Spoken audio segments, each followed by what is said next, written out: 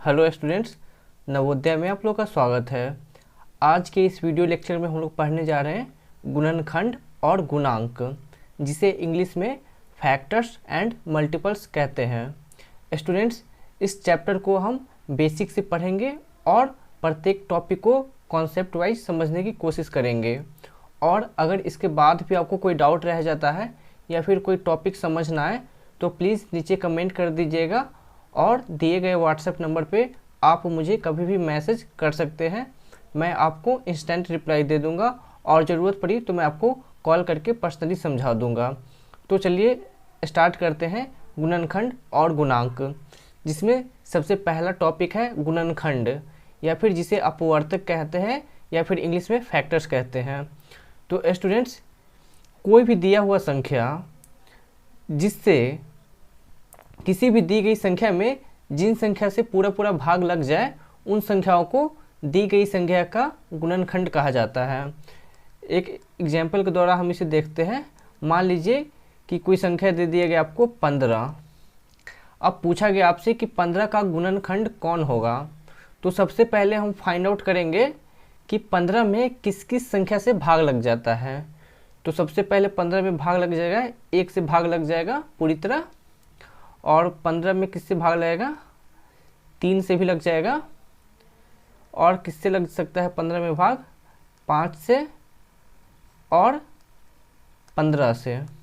तो दिया गया संख्या कौन है हमारा 15, और दी गई संख्या में किसी संख्या से भाग लग जाता है 1, 3, 5 और 15। मतलब 15 का गुणनखंड कौन सा हो गया, 1, 3, 5, 15।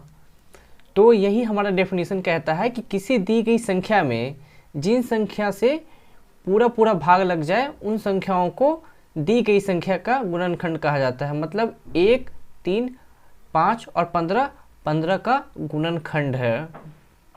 अब कुछ गुणनखंड या फिर फैक्टर्स के प्रॉपर्टीज़ होते हैं, उन्हें हम एक एक करके देख लेते हैं। एक और एग्जांपल देखते हैं। 10 का गुणनखंड कौन कौन होगा। तो 10 में किससे भाग लग जाएगा, 1 से लग जाएगा, 2 से भी भाग लग जाएगा, 5 से भाग लग जाएगा और 10 से भाग लग जाएगा। तो 10 का गुणनखंड कौन कौन होगा, 1, 2, 5 और 10। अब कुछ प्रॉपर्टीज़ होती हैं गुणनखंड के, वो देख लेते हैं। सबसे पहला प्रॉपर्टी है कि 1 प्रत्येक संख्या का गुणनखंड होता है। यहाँ पर देखते हैं 15 का गुणनखंड कौन है, 1 यहाँ आ रहा है। उसी तरह 10 में भी एक गुणनखंड आ रहा है। कोई और संख्या ले लेते हैं, जैसे एग्जांपल 4 का गुणनखंड निकालते हैं तो 1 आएगा, 2 से भी भाग लग जाएगा और 4 से भी भाग लग जाएगा। तो 1 प्रत्येक संख्या का गुणनखंड होता है। दूसरा एग्जाम्पल देख रहे हैं, विशेषता प्रत्येक संख्या अपना ही गुणनखंड होती है। तो 15 का गुणनखंड 15 है। एक संख्या दिया हुआ है 15, तो 15 उसका गुणनखंड होगा। दूसरी संख्या हुआ है 10, तो 10 उसका गुणनखंड होगा। तीसरा संख्या दिया हुआ है 4, तो 4 उसका गुणनखंड होगा। मतलब प्रत्येक संख्या अपना ही गुणनखंड होता है और 1 प्रत्येक संख्या का गुणनखंड होता है। अगला है गुणांक या अपवर्त, या फिर जिसे इंग्लिश में मल्टीपल्स कहते हैं। तो स्टूडेंट्स, किसी दी गई संख्या से जिन सभी प्राकृतिक संख्याओं में, यहाँ पे ध्यान देने की बात है, प्राकृतिक संख्या, किसी दी गई संख्या से जिन सभी प्राकृतिक संख्याओं में पूरा पूरा भाग लग जाए तो उन संख्याओं को दी गई संख्या का गुणांक कहा जाता है।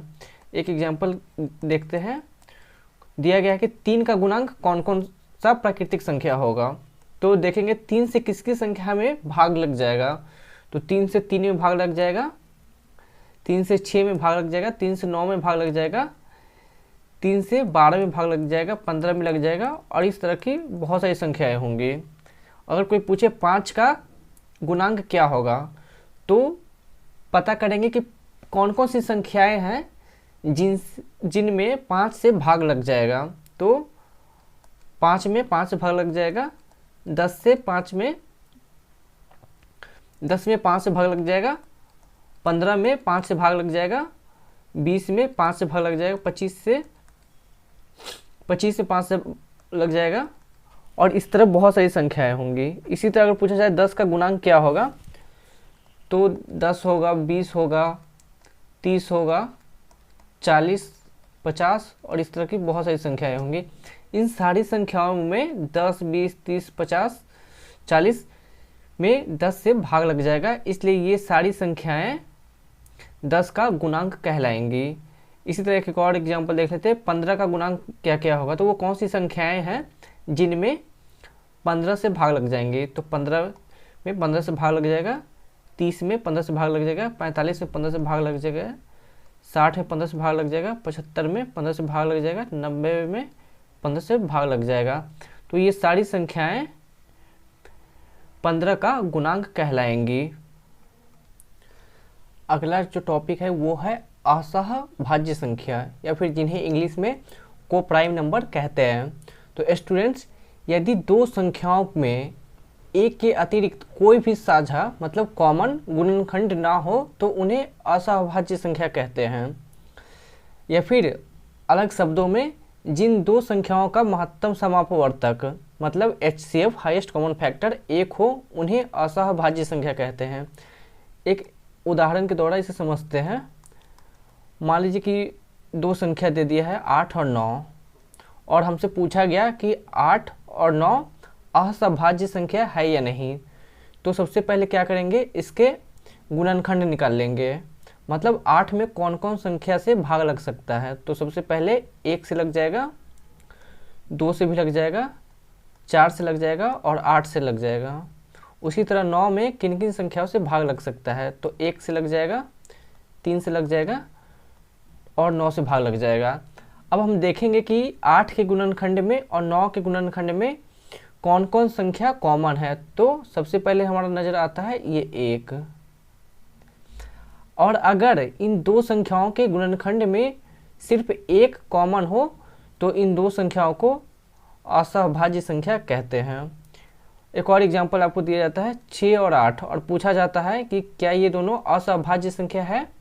तो सबसे पहले क्या करेंगे कि इसका गुणनखंड निकाल लेंगे कि मतलब इन संख्याओं में किन किन संख्या से भाग लग सकता है। तो 6 में किस किस से भाग लग सकता है, 1 से भाग लग सकता है, 2 से लग सकता है, 3 से भाग लग जाएगा और 6 से लग जाएगा। उसी तरह 8 में 1 से भाग लग जाएगा, 2 से भी लग जाएगा, 4 से भाग लग जाएगा और 8 से भी। अब देखेंगे कि दोनों में कॉमन कौन कौन है। तो यहाँ पे पहला कॉमन, दूसरा कॉमन, और कॉमन है नहीं है। लेकिन हमारा डेफिनेशन क्या था कि एक के अतिरिक्त कोई भी कॉमन गुणनखंड ना हो। यहाँ पर तो एक भी कॉमन गुणनखंड है और 2 भी कॉमन गुणनखंड है, इसलिए 6 और 8 असहभाज्य संख्या नहीं है। और ये जो दूसरा टॉपिक है ये है डेफिनेशन, जिन दो संख्याओं का महत्तम समापवर्तक या HCF एक हो उन्हें असहभाज्य संख्या कहते हैं। इसका कैसे इस्तेमाल करते हैं ये हम अगले टॉपिक में पढ़ेंगे, जहाँ पर हम LCM और HCF पढ़ते हैं। हमने गुणनखंड, गुणांक और असहभाज्य संख्या पढ़ लिया। अब कुछ क्वेश्चंस देख लेते हैं जो इस गुणनखंड और गुणांक के हेल्प से हम बना सकते हैं। तो पहला क्वेश्चन है कि 180 का अभाज्य गुणनखंड कौन होगा। तो यहाँ पर ध्यान दीजिएगा क्या है, अभाज्य और यहाँ पे गुणनखंड। अभाज्य मतलब ऐसी संख्याएं जिनमें सिर्फ एक और उसी संख्या से भाग लगेगा, और गुणनखंड क्या होगा, 180 में किन किन संख्याओं से भाग लग जाएगा उन्हें गुणनखंड कहते हैं। और अभाज्य गुणनखंड निकालते कैसे हैं वो मैं आपको बताने जा रहा हूँ। ये जो संख्या दिया हुआ है सबसे पहले इसे यहाँ पे लिख दीजिएगा, ठीक। और अब जो सबसे छोटा अभाज्य संख्या हमारा क्या है वो है 2। तो सबसे पहले देखेंगे कि इस 2 से 180 में भाग लगेगा या नहीं। तो 90 बार में ये लग जाएगा, तो 2 से भाग दे देंगे। अब फिर चेक करेंगे क्या इसमें 2 से भाग लगेगा या नहीं। तो ये 45 बार में लग जाएगा। अब फिर देखेंगे कि क्या 45 में 2 से भाग लगेगा। तो 2 से भाग नहीं लगेगा इसमें। तो अब जो हमारा 2 से बड़ा अभाज्य संख्या है वो है 3। अब देखेंगे क्या 3 से 45 में भाग लगेगा, तो ये 15 बार में लग जाएगा। उसी तरह क्या फिर से 3 से 15 में भाग लग जाएगा, तो देखते हैं ये 5 बार में लग जाएगा। ठीक, क्या अब 5 में 3 से फिर से भाग लग जाएगा, नहीं लगेगा। तो ये हमारा हो चुका है, ये भी हो चुका है। अब 3 से बड़ा अभाज्य संख्या क्या है, 5। अब 5 से देखेंगे कि 5 से 5 में भाग लगेगा या नहीं, तो 5 से लग जाएगा। अब जो बचा ये 1 बचा, तो ये सारे अभाज्य संख्या से छोटा है। तो जब यहाँ पे हमारा रिजल्ट 1 आ जाएगा तो हम उससे आगे कैलकुलेट नहीं करेंगे और यहीं तक छोड़ देंगे। अब अभाज्य गुणनखंड क्या होगा, ये जो संख्याएं आई हैं उन्हीं का जो गुणनफल होगा वो हमारा अभाज्य गुणनखंड होगा। तो ये ऑप्शन कहाँ है, मैच कर लेते हैं हम। ये नहीं होगा, ये हो जाएगा, ये नहीं होगा, ये नहीं होगा, इसलिए 180 का अभाज्य गुणनखंड ये ऑप्शन हो जाएगा। एक और एग्जांपल इस पे देखने का कोशिश करते हैं। अगला एग्जांपल है 120 का अभाज्य गुणनखंड कौन है, तो फिर उसको उसी तरह सॉल्व करेंगे। सबसे पहले 120 को यहाँ पे लिख देंगे और जितने हमारे अभाज्य संख्या है उसको छोटा से बड़ा के ऑर्डर में लिख लेंगे। सबसे पहले देखेंगे 2 से, क्या 2 से 120 में भाग लग जाएगा, देखते लगाकर, तो ये लग जाएगा 60 बार में। फिर देखेंगे कि 2 से लग जाएगा 60 में भाग, 30 बार में फिर लग जाएगा। अब देखेंगे क्या फिर से लग सकता है 30 में 2 से भाग, तो ये 15 बार में लग जाएगा। फिर चेक करेंगे क्या 15 में 2 से भाग लग जाएगा, तो नहीं लगेगा, तो अब 2 को कट कर देंगे। अब देखेंगे 3 से 15 में भाग लग जाएगा, तो ये 5 बार में लग गया। अब देखिए क्या 3 से 5 में भाग लग जाएगा, तो नहीं लगेगा, तो 3 को कट कर देंगे। अब देखेंगे क्या 5 से 5 में भाग लग जाएगा, तो देखते हैं 1 बार में लग जाएगा। अब हालांकि यहाँ पे 0 ये 1 आ गया है, तो इसे अब यहीं पे स्टॉप कर देंगे और जो हमारा अभाज्य गुणनखंड होगा वो क्या हो जाएगा,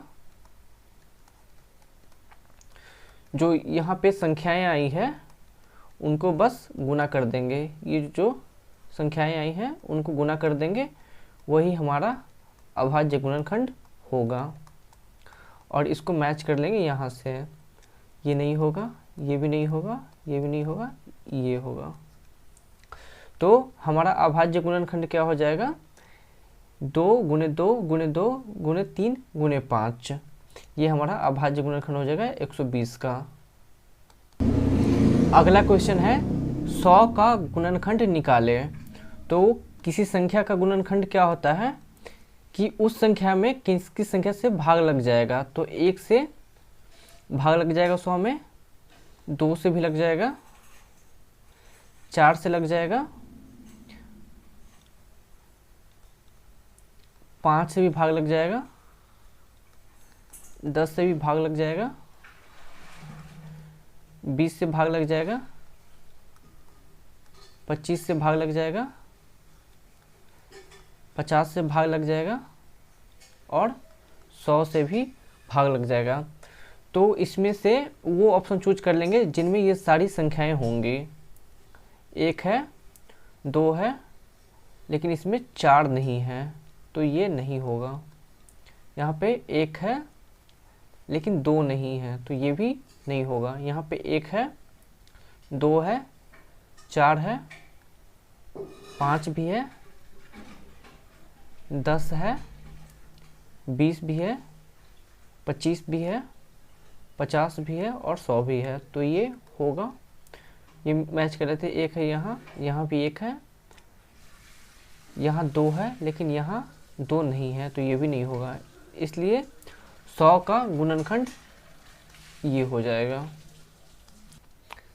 अब एक क्वेश्चन देख लेते हैं असहभाज्य संख्या पे। कौन सा असहभाज्य संख्याओं का युग्म या जोड़ा पेयर है? मतलब कौन कौन सी संख्या जो दिया हुआ है यहाँ पे पेयर असहभाज्य संख्या है। तो सबसे पहला ऑप्शन देखते हैं ए में जो दो संख्या दिया हुआ है सबसे पहले हम उसका गुणनखंड निकाल लेंगे। तो एक दो का गुणनखंड 1 और 2 होगा और 3 का गुणनखंड 1 और 3 होगा।